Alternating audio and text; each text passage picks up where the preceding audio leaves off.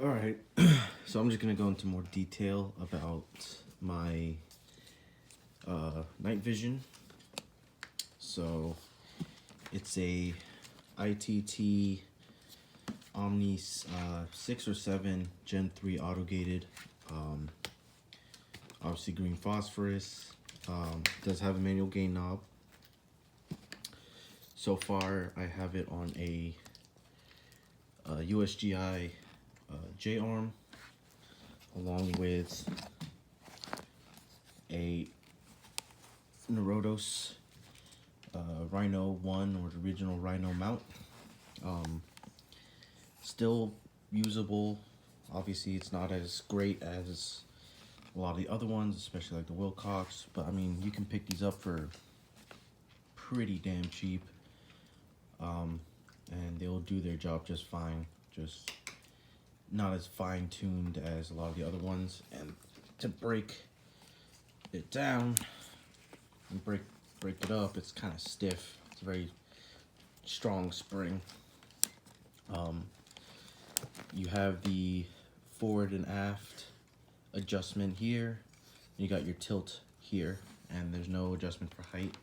This is a titanium Neurodos mount for an LWH/Passag helmet. This is probably gonna, the actual Rhino mount itself is probably gonna change soon. Maybe even the helmet mount. If I get a Rhino 2, I'll probably keep the same mount, helmet mount. Basically, the Rhino 2 is like the Rhino 1, except it has a better rail system for forward and aft adjustment. You can also convert it for a dovetail J-arm mount. It has tilt adjustment, but a bigger degree of adjustment. So you have a wider range of tilt.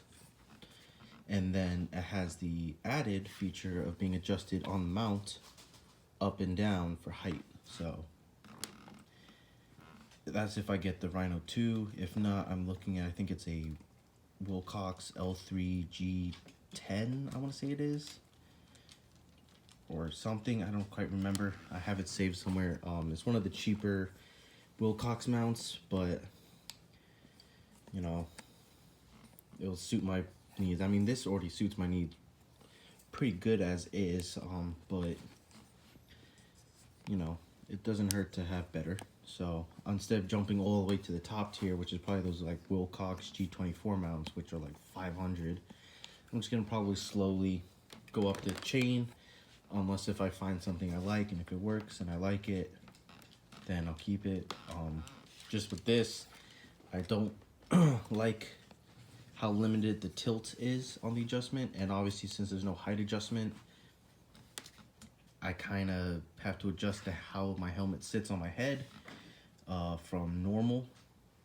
So that's kind of a pain for me. But for right now, it's more than enough for what I need.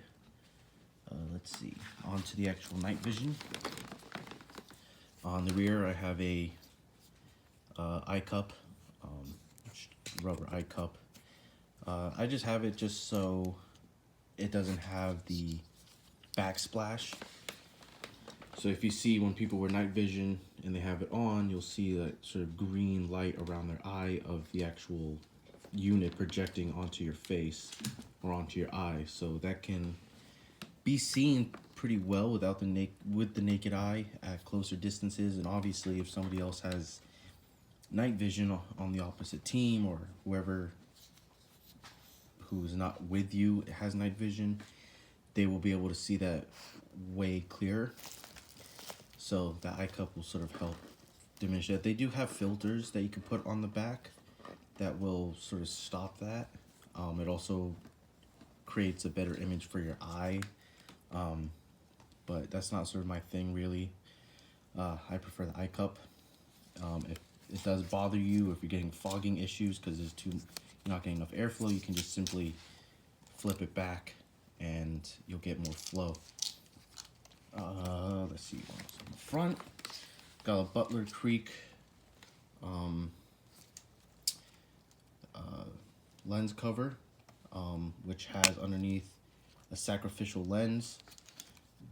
to protect the actual image intensifier lens and all that. So it also has a small hole, so that also allows you to test your optic during the day or in highlight situations where you have a lot of ambient light.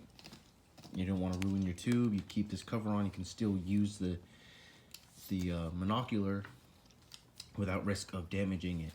And the second benefit for this is it acts as a refocuser, sort of, I guess you could call it. So when you have these focused normally without anything in front of the lens, as normal with no add-ons, is let's say you focus it for your sort of main range that you'll be using it for. If you go to look at something up close, even if that thing up close is only like 6 feet away, it's going to be blurry. It's not going to be clear. So when you're going to go read maps, if you're going to go look at a device, or if you're inside a room and there's a lot of close objects in your view, or you need to just anything pretty much within 6 feet that you need to be able to see clearly, you're not. But having that small hole, I'm not a scientist, so I'm not going to bother trying to explain it, but basically it allows you to focus on really close-up objects, but at the same time, objects at far distances are still pretty clear. But at the same time, since you are limiting not only just the field of view, you are also limiting the amount of light coming into the tube. So if you have this down in an already very low light situation, you're most likely going to have to use an external IR light source to illuminate the area, because now you're severely blocking out ambient light. So it's going to be, once you flip this cap down and you don't have an IR light on, you will need to turn one on, unless if there's enough ambient light. But it gets dark when you flip that down.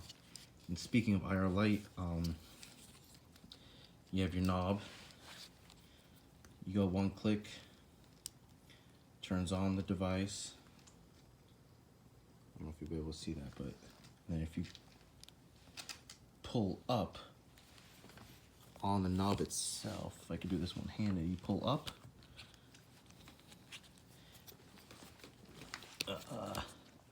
You pull up and turn again, and that'll be your constant on for your IR light. Let's say you just need to quickly flash the area with IR light just to see what's where. You can turn it enough to turn on the IR light, but it springs itself back just to the regular on position. So that is pretty much my PVS-14. Yep, ITT. Pretty much a PVS-14. Night vision's fun. But yeah, if you have any questions, let me know. I think next video I'm going to do is going to be on some of the weapons I have.